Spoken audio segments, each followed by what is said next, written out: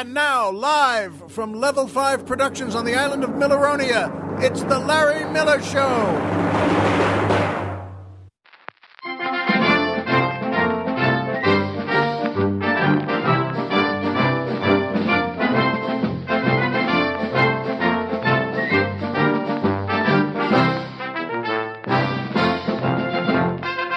Good evening, Mr. and Mrs. America, and everyone who's always had a gift so good it makes you cry.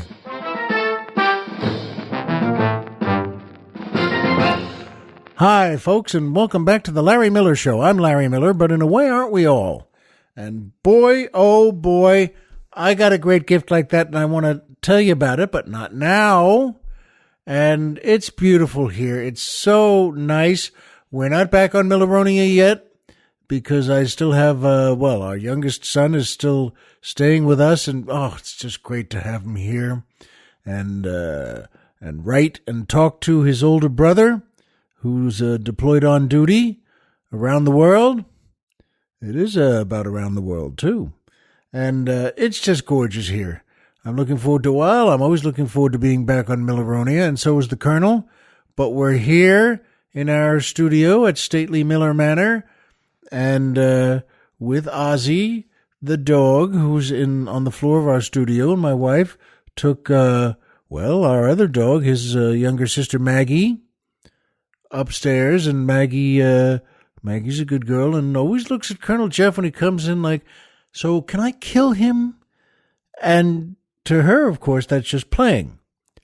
But I think once you're dead, it's not playing to you. But in any case, though, it's a gorgeous day, and there's so much to tell you. And as always, also, the music makes me feel so good. And the Colonel, too. That's, of course, the Milton Miller Orchestra and the Marion Miller Dancers, featuring boy tenor Patrick Joseph, asking the musical question, I know his name is Larry Miller, but has he ever actually done any milling? Wow. Good question, Patrick. And first of all, what in the world is milling? I didn't know, and I asked the Colonel that, and he knew that it's, for instance, you take grains and seed and ground them up. That's one. I mean, that's milling. And coffee beans you grind up. Yes, that's milling. And wood may be the most common one, and that's pretty well known. Wood, yeah, you take a big tree trunk and saw off the bark and cut the tree into lumber. All right, so with all of that, have I done any of that? No, I have not. That's the long and the short of it. I haven't so far, and to be honest, it's not on my day planner for the next 2 years. So I don't know if that's going to come up anytime soon. So, good question for Patrick Joseph. He wondered, I know his name is Larry Miller, but has he ever actually done any milling? No, I haven't. So I am Larry Miller, but not Larry the Miller. And today, by the way, at the Colonel's urging, and it's a good idea, I used my mother and father in our introduction, the Milton Miller Orchestra and the Marion Miller Dancers. They've passed on now for quite some time, but I think of them often and talk to them every day. And if that sounds crazy to you, I just say, try it. If you haven't tried it with a loved one, because, they're there and they're smiling and they're waiting for you to call up and say, so how's everything going? Or thank you for keeping an eye on our kids for this and that. So in any case, though, it means a lot. And yes, in passing from Father's Day, going a few days past that, and Mother's Day too, my mom, God bless her, the best mom anyone ever had. And my dad too, boy, they worked so hard. They were perfect for each other. And, I'll just tell you that on their first date, they went dancing. They were both from Brooklyn, and they went dancing. And then to get a bite at an outdoor hamburger place in Brooklyn. And as my mother loves to say, that they both got a hamburger and they're sitting at a table there, a round table with iron chairs outdoors in Brooklyn. And my dad, as my mother tells the story, my dad asked for and got a slice of onion on his burger. Those were the days also when you didn't get 20 things on a hamburger. You got the hamburger and on the bun, and there was some ketchup there, and so you could put that on. And my dad got a slice of onion. And this wasn't a shy slice. This was a slice. It wasn't, it was, well, almost a 1/4 inch thick. I mean, this was a full slice of onion. And my mom looked at him and said to herself, she smiled at him and said, "Oh, so you like onions?" He says, "I love onions." And this is their first date. He said, "I just love onions. Nothing better on a hamburger than an onion." And my mom said she was thinking, I don't know if this guy is planning on trying to kiss me tonight, but he'd better change his dessert menu if he has that in mind. But God bless them both. It worked out really well for them. And they were a great married couple and a great mommy and daddy.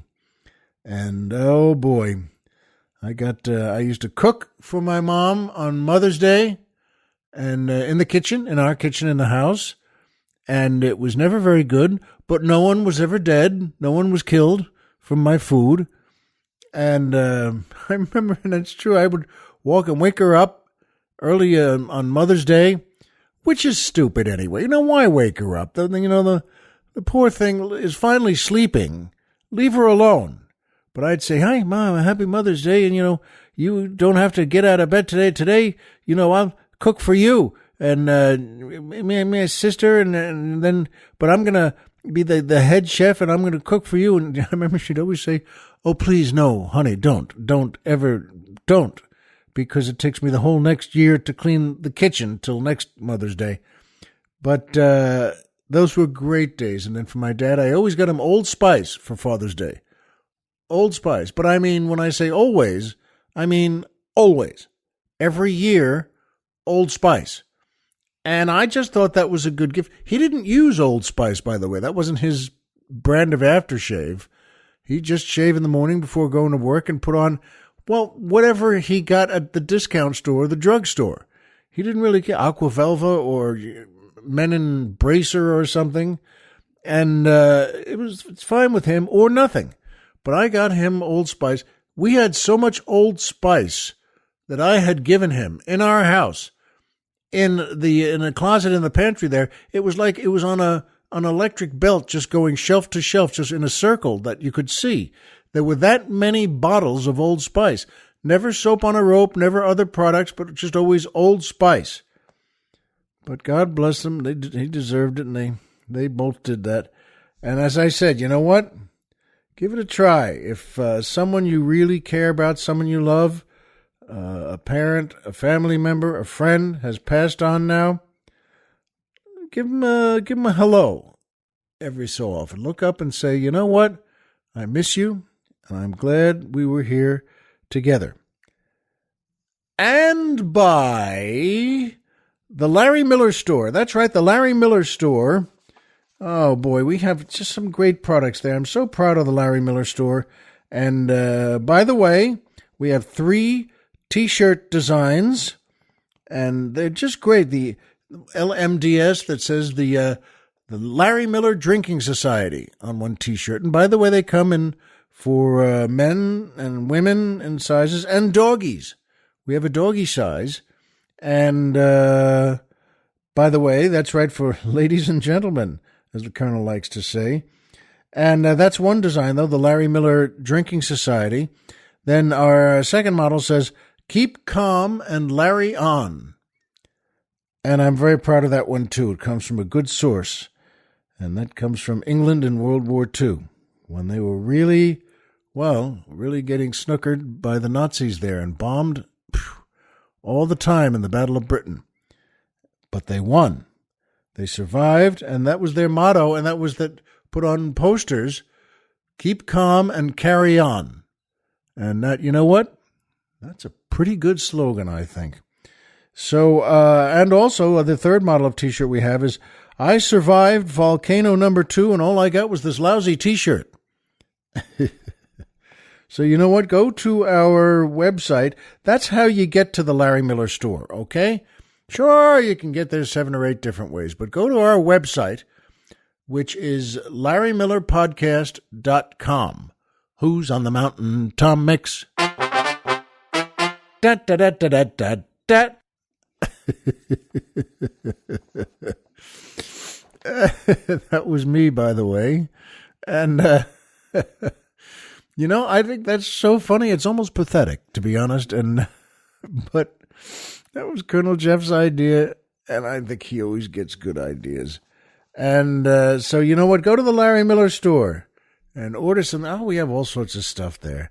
And that brings me to my favorite part of the show, the joke of the week. That's right, the joke of the week. It's still a great gift to pass on to people you like, to you. And if you like these jokes, I always say, and it's the truth, then you pass it on to a family member, a friend, and someone you care about. And this is a pretty good joke. The Colonel and I both like this one. A guy goes on vacation for 2 weeks. And he's been planning this sort of thing. He's alone. He's not married yet. And he decides, well, I want to go on a nice vacation. And he leaves his cat with his brother back home, of course. And but you got to take care of your cat. So he leaves it with his brother. And he goes, whoa, far and wide, thousands and thousands of miles away. And after about 5 or 6 days, he calls home to his brother's house. And just to check in, and his brother says, "Oh, hi, how's everything there? Oh, fine, good. I like it here. I'm glad I took this trip. And how's everything back there? How's my cat doing?" And his brother says, "Well, she's dead." And the fellow says, well, "How could you say something like that? What are you doing? What are you talking about? And I'm away at thousands of miles. I can't just come back. I can't. Oh, Lord, and what are you... Plus, how could you say it like that? You just say, like, whoa, she's dead? Don't ever say something like that again. That if you have bad news like that, say it in a little gentler way or something, that more poetic. Just say, well, you know what? By the way, I should tell you that your cat got up on the roof, and she was trapped on the roof, and we couldn't get her down. And we tried and tried and tried, and then eventually we kind of got hold of her with a broomstick, and she fell off, and she hit the ground there, and it killed her. Say something like that. And his brother says, "Okay, I got you. I'm sorry." And then the guy says, "So how's Mom? How's our mother doing?" And his brother says, "She's trapped on the roof and we can't get her down."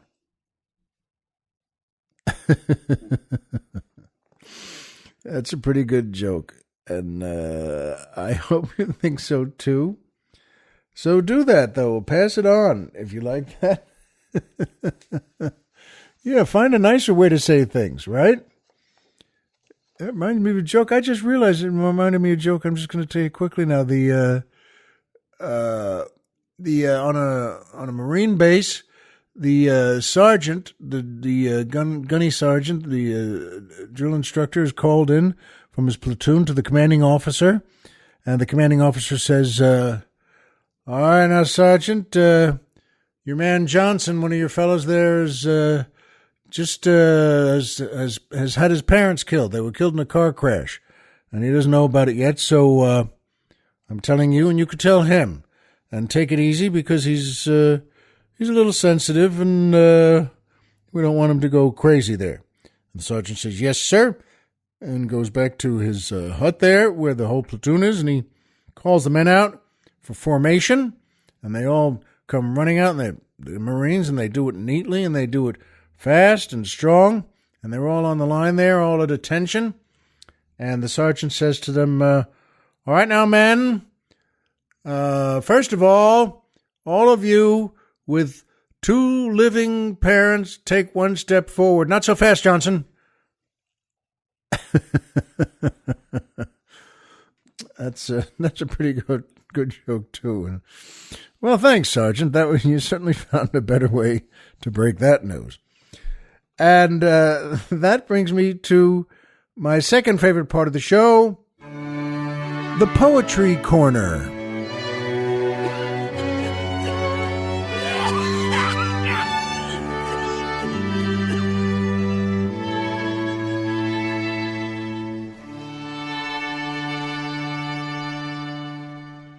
Oh, beautiful as always. That string quartet really knows how to do what they know how to do. And this is a good poem, a terrific poem.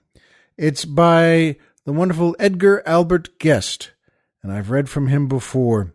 He was born in England but grew up in America here, lived from 1881 to 1959, and was known as the People's Poet.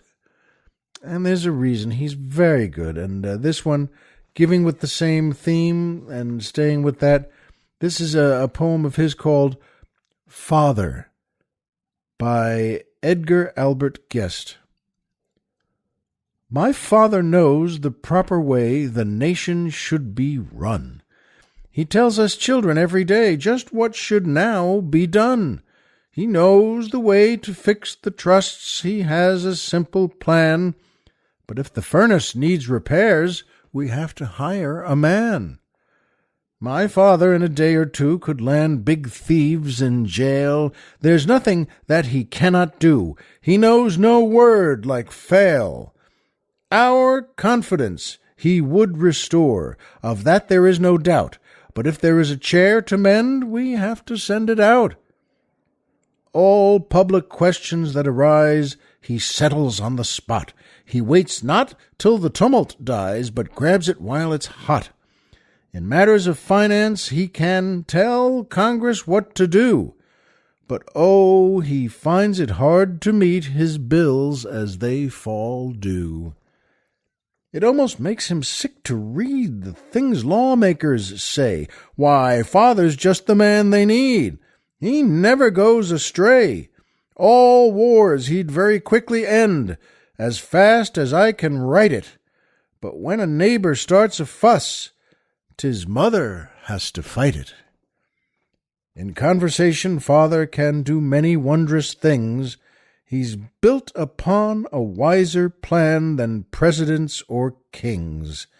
He knows the ins and outs of each and every deep transaction. We look to him for theories, but look to Ma for action. Isn't that good?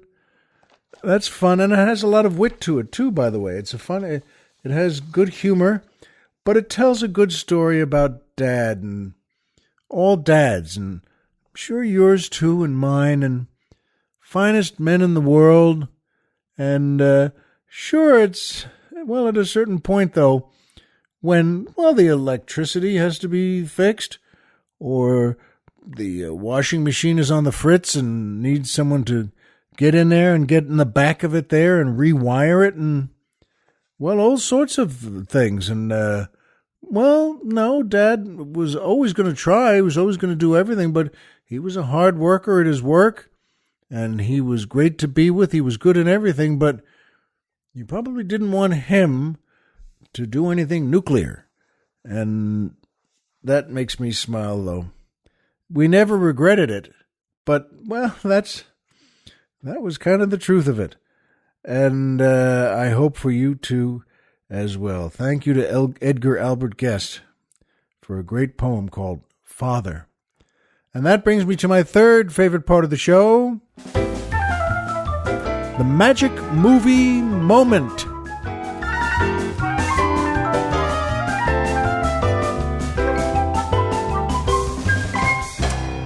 This is a very good movie, and a very, very, very good movie. It's from 1999 called 10 Things I Hate About You. And it's got a great director and a great cast, and I'm in it. I'm part of that cast. And 10 Things I Hate About You is directed by Gil Younger, starring, well, Julia Stiles, Heath Ledger, Larissa Olenek, Joseph Gordon-Levitt, and me, and so many others, and was shot in Tacoma, Washington. And this family, well, their mother, his wife, ran off, And he didn't. He stayed, and he'd never run off. He's a very, very good father, and he loves his 2 daughters very much. And they're at the age when they're growing into young women, and they want to be different from what he knows how to do. And one of the things he knows how to do is, well, to be a little strict. He's a baby doctor. He's a surgeon and an ophthalmologist. Is that the word for it? Or is that making sure the baby has good eyes? In any case, but he has his private practice for babies and pregnant women, and works in the hospital as a surgeon. And he's there also. He loves his daughters very much. And now that they want to go out with boys, he would just as soon put them in jail. He's one of those dads. And one of his little tactics is he has a fake pregnancy belly. And it's a big pregnancy belly, and you can strap it on, and he does on his daughters. And he says, as soon as they talk about, well, I want to go to the prom with this, and I want to do that, and I want to, Billy has asked me out on a date. He just said, all right, come over here. First of all, put this on right now. And they don't want to do that, but he insists. He says, you know where I am all day? I'm getting my hands. I'm taking care of all girls, and a lot of them aren't married, and they're pregnant, and they're trying to have a baby. And he puts this belly on them, and they really don't like doing it. But he said, now you remember that while you're wearing that thing, you remember that if you're ever in a hallway with one of those boys at school and you're walking to your locker or anywhere, doesn't matter. And it's a pretty good bit and a funny bit, me and the pregnancy belly scenes. And yes, I know, by the way, even as a man and a dad myself, you look crazy when you do that. And this guy certainly looked crazy. But I'll tell you what, folks, every father I ever ran into who saw that movie told me I reminded them of themselves. And I mean every father. They said, you know what, that pregnancy belly? Good idea. I've wanted to do something like that. I think I might just look for something like that and try and get it in a pregnancy store or something. And they weren't kidding. They smiled, they laughed, they enjoyed the movie, they liked me in it, and they liked everyone in the cast in it. But you know what? They thought that pregnancy belly was smart. And I remember thinking, I wasn't married right then.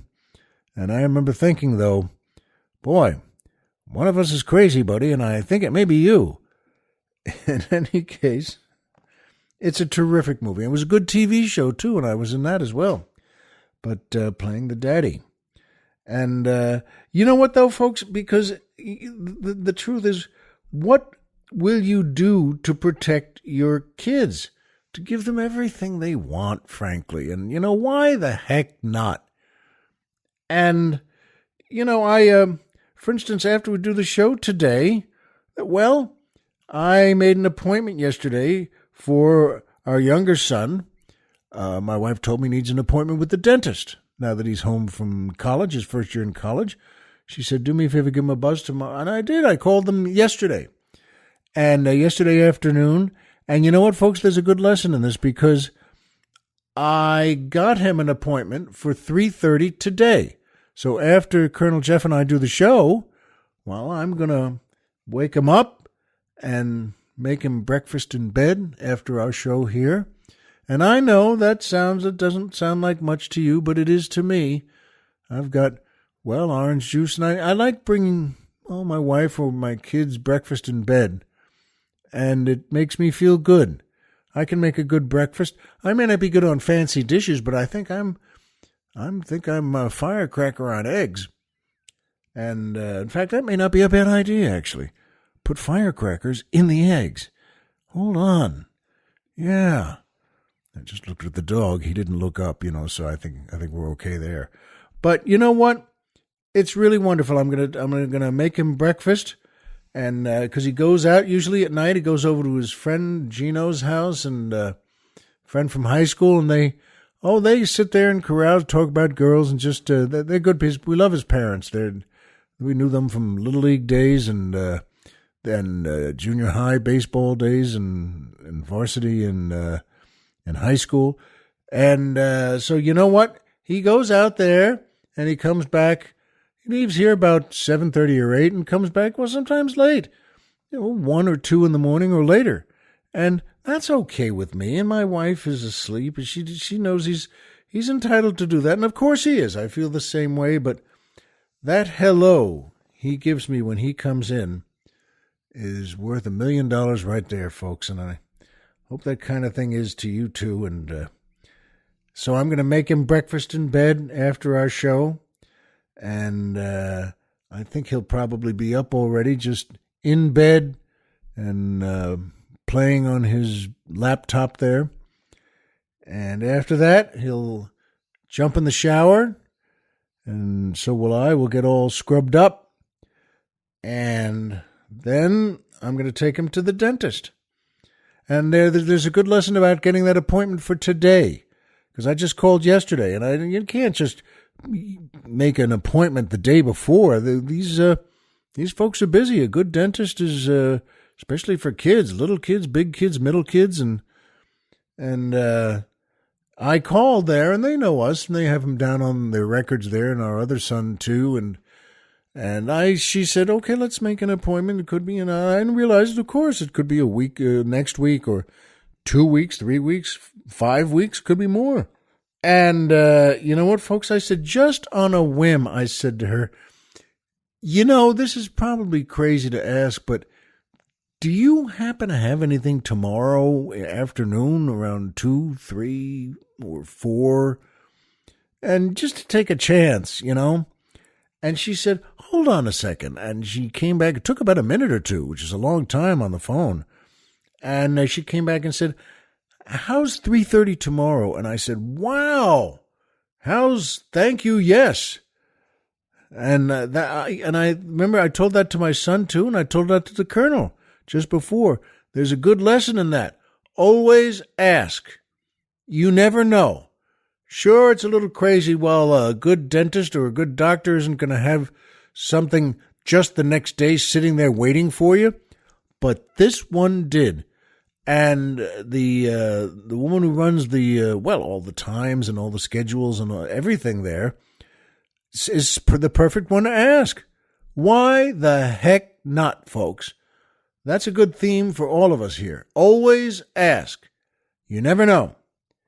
And so do that yourselves, because breakfast in bed, and by the way, try that yourselves too. It makes someone very happy when you make a nice breakfast in bed. And everything about him makes me happy, and our other son too. That means a lot to me. That hello when he comes in at night. Well, you look up and say thank you, and you look at him and his little smile, and then he goes in, brushes teeth, and gets ready for bed. And I like that, by the way, better. He and his older brother have some old Sports Illustrated swimsuit issues from their high school days. The truth is, I don't need to flip through those while I'm waiting for him. It's just wonderful to know you're waiting for someone. And what's better than that? Good Lord. He got me a gift for Father's Day that actually, it was really something. And I saw a couple of quotes from Father's Day, and I know we're a few days after that, but just yesterday I was looking on the internet, and they had famous Father's Day quotes, and one really struck me. It said that when a father gives to his son, they both laugh. But when a son gives to his father, they both cry. And I thought, well, that is beautiful. It sure is true. And why wouldn't it be? It was written by William Shakespeare. And isn't that nice, though? Whew. And nice and true. Do something good, by the way, because this is in the realm of yesterday. No, 2 days ago, here back in our home area where Stately Miller Manor is, I went to a clinic I've been going to a couple of days a week, a few days a week, and they have physical training and mental training to, how are you speaking, how are you getting words, and that's very important to me. And these folks are terrific over there. But afterwards, by then it's lunchtime, so I always on the way home, always stop somewhere for a good meal or at least a decent meal. And on the way home 2 days ago, I decided to stop at Marie Callender's, which is a terrific place. They have a bunch of them. I assume they're around the country, too. And, Marie Callender's, and my wife and I used to take our kids when they were little there, and they liked it, too. And they make very, very good food. And I said, why the heck not? And I pulled in there to Marie Callender's. They're not a sponsor, by the way, but I just like promoting a good group like that. And I walked in. Let's see, that was about 1 o'clock. And I said, gave them the menu. The nice waitress came over, and I saw right away on the menu the steamed salmon and steamed vegetables with it. And I thought, you know what? That's a smart lunch. I'm going to get that, because that's the key, folks. That's the trick. Get something smart. Sure, we can all get something stupid. I've done that. You've done that. We all do it. But you know what? Stop being stupid and start being smart. So I said to her, you know what? I will. Let me have, please, the steamed salmon and with the vegetables there those are steamed too. And she said, yes. She said, it's good. I like that one. She said, I think you're going to like that. And she said, would you like anything with that? Like a soda, a Coke, or Arnold Palmer I've been drinking a lot of the last year or so. But the truth is, folks, those are no good for you either. As much as I love them, they're all sugar and caffeine, and I just shouldn't be having that. And probably you shouldn't either. And sure, with Arnold Palmer's, you can have 5 of them because they're delicious. It's just iced tea and lemonade. Who doesn't like that? And they're called Arnold Palmer because he loved them. He invented that. And he deserved whatever he wanted to drink there. So you don't have to get loaded. You don't have to have liquor. You can have iced tea and lemonade. Or a cold Coke with lots of ice. But you know what? I said, no, thank you. That's okay. And she said, well, that's fine. Okay, do you want, with that, do you want blueberry bread or what was the other thing she said? You want biscuits with that or something? I said, no, thank you, no breads. But thank you for saying it. She said, I've got you. I know what you're doing. She said, that's pretty good. And I said, yes, I'm trying to be a little smarter and eat better. And I think your restaurant here, Marie Callender's, is the best place to do it. And she said, okay, nothing else there. And I said, and I just glanced at the menu and I saw their chili section. And I thought, well, you know what? That's the smartest steamed salmon. That's pretty good. And I said, you know what? Just bring me a cup of chili, please. Just a cup, not a giant punch bowl of chili. Just a cup of chili. And she said, I've got you. I know just how to do it. You'll be happy you got that. And I said, good, thank you very much. And she said, what kind of dressing do you want on your salad? And I didn't know I was getting a salad, but all right, that's pretty good. Salad's always smart, too. And I said, well, and she went through the dressings, and I got blue cheese. And I said, well, that's a pretty sizable lunch there, but that's all right. And she brought the salad and the chili to start a couple of minutes later.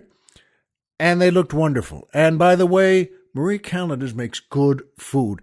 That salad was terrific. And I mean fresh. And I don't mean sitting there in a salad bar. And I don't mean limp or, I mean it was crisp and wet and cold. And the lettuce and cucumbers, each one was cut fresh. And some mushrooms and a couple of chickpeas on there. And some onion and under the dressing. It was a great salad. And then I took a big spoonful of that chili. It was terrific. And they had a little cup of sliced onions there, onion chips, and I put those on Well, the cheese thing they also put in a cup on the side there, that's cut up cheese, and that they put in strings, they grind it or something, and I poured that on too. And they had some sour cream you can put on that too. I put that on too. And I had a couple of more spoonfuls of that. It was terrific. It was wonderful. I ate that salad, folks, and I ate that chili, and I was happy I was there. Now, at that point, of course, you realize, lunch. I think I just had lunch. I don't think I need a big plate of a giant piece of salmon and a bunch of vegetables. But all right, you're there, and so she took my other stuff away and brought the salmon, the main course, as it were, and it looked terrific. And she said, "Do you want anything to drink with that?" And I said, "Yes, please. Give me a big glass of skim milk." And I tore into that, and this very good-looking piece of salmon was on a bed of rice with some kind of glaze on it, and the vegetables. And I'm telling you that I had a bite or two and thought, well, at least I have to have a bite or two. I could take the rest home. But you know what? I had a bite or two, and then I had a bite or two more, and then I had some vegetables, and then I drank some of the skim milk, and then I had the rice was terrific, all fresh, by the way, and all just right. And I mean, I had about 80% of that main course. And I had already had my main course of the chili and the salad. But, well, holy mackerel, I had that salmon too. And I thought, whoa, wow. That's a pretty good lunch. That's a big lunch, folks. And then she said, she came on and she said, do you want anything else? And I said, no, thank you. You know what? And she said, anything for dessert? Do you have any room left for ice cream? I said, no, I shouldn't have any of that. No, thank you, but no. And then I thought, well, I'm in Marie Callender's. And I thought, I said, do you have any pie? And then I realized, of course you do. This is Marie Callender's. And I thought, boy, I sure like cherry pie. Maybe it wouldn't be too crazy I said, please bring me a piece of cherry pie. And she smiled again and filled up my skim milk again and brought me a great piece of cherry pie. Not small, by the way. It was a big piece of cherry pie. I like cherry pie. And around, by the way, on the plate, not a small plate either, there were 4, flowers of whipped cream. And it wasn't like Cool Whip that you get, that everyone has in the house for Thanksgiving or something. It wasn't that. This was homemade. They make in the place. They're in the restaurant. Whipped cream. I've never had anything better. I took a bite of that pie with my pie fork, and that was terrific. And then scooped up some whipped cream with the same fork, and that was terrific. I mean, I don't think I've ever had a better lunch like this. I'm sitting here alone, not with any of my loved ones, not with any friends. But, folks, I was so happy with that lunch, and it was beyond filling. I mean, you really kind of stuff yourself there, but not bad. I didn't feel bad. And she came over at the end, and I had gone through the pie and the whipped cream and the milk. She said, with a smile, she said, okay, anything else? I said, you know what? Do it all again. The whole thing, the whole mess. Just bring everything again. Another entire meal like that. But do me a favor, for this time, for the cherry pie, bring the whole pie. Nothing, not just a piece of pie. And she was laughing, and then I said, I'm just teasing. That was great. But, folks, that's a lesson, too, that every so often, I felt terrific. Yes, I had worked out before going there and had great sessions at that clinic. But, sure, every so often, go a little crazy when you're on your own and get something you want to eat. That's not such a bad meal. It was 3 bad meals. But, I mean, no, it wasn't. It was Marie Callender's, and they do a great job. And, I went to their washroom there and washed up. Why not? You got to wash off some of that whipped cream. And I walked out doing that sort of wide step Frankenstein walk. And I got to the car and sat down and wonderful. Then go home and see my wife and see at that point my son, who wasn't sleeping anymore and could use some breakfast.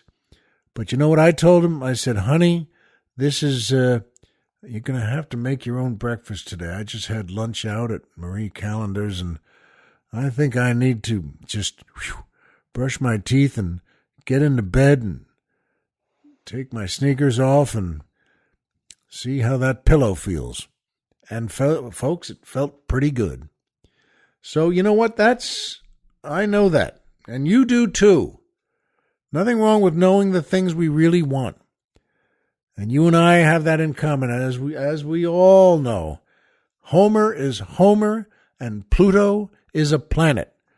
So be good to yourselves, folks. And remember your dad on Father's Day. And remember your mom on Mother's Day. So remember, as always,